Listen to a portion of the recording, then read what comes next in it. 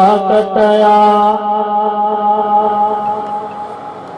दीन जमीयत ताकतया नेक नसीब की आदतया जैते तो अल्लाह दुआ अहली पांच जमातया दीन जमीयत ताकतया दीन जमीयत ताकतया नेक नसीब के आदतया जहते हथ अल्लाह जुआ अहली पांच जमातया दीन जमीयत ताकतया आलिम फाज़िल रहनुमा जहमें बुजुर्ग सच्चा कायद सर बसर सचन माण्हुनि खे वणा आलिम फाज़िल रहनुमा जंहिंमें बुज़ुर्ग गणा सच्चा कायद सर बसर सचन माण्हुनि खे वणा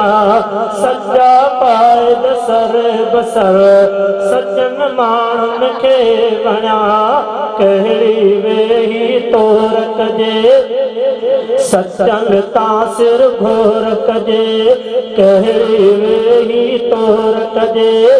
सचन तां सिर घोर कजे शिरक कुफर ऐं बिदअत खां जिन कई जाम बगावतया दीन जमीयत ताकतया नेक नसीब के आदतया जहते हथ अल्लाह दुआ अहली पांच जमातया दीन जमीयत ताकतया जुल्म सितम जे राह में बणगी दीवारया हार में तोड़े सोभ में हिन जो बेड़ो पारया जुल्म सितम जे राह में बणगी दीवारया हार में तोड़े सोभ में हिन जो बेड़ो पारया हार में तोड़े सोभ में हिन जो बेड़ो पारा दीनी छाव जमीयत ते प्यारी पूरी शरीयत ते हासिल पंहिंजी जमात खे हासिल पंहिंजी जमात खे हादीअ जी का हिदायतया दीन जमीयत ताकतया नेक नसीब के आदतया जहते हथ अल्लाह दुआ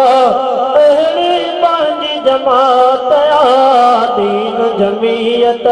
ताकतया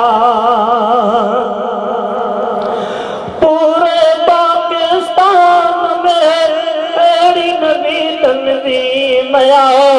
हर पासे खां है कजे हीअ कॾहिं ताज़ीमया पूरे पाकिस्तान में अहिड़ी नबी तंज़ीमया हर पासे खां है कजे हीअ कॾहिं ताज़ीमया थोरो थोरो ग़लति कंदो छो त ठहियो मिटीअ मां बंदो थोरो थोरो ग़लति कंदो छो त ठहियो मिटीअ मां बंदो माण्हूअ खे बसि रखणी हिते नियत साफ़ निहायतया दीन जमीयत ताकतया नेक नसीब के आदतया जहते हथ अल्लाह दुआ अहली पांजी जमातया दीन जमीयत ताकतया।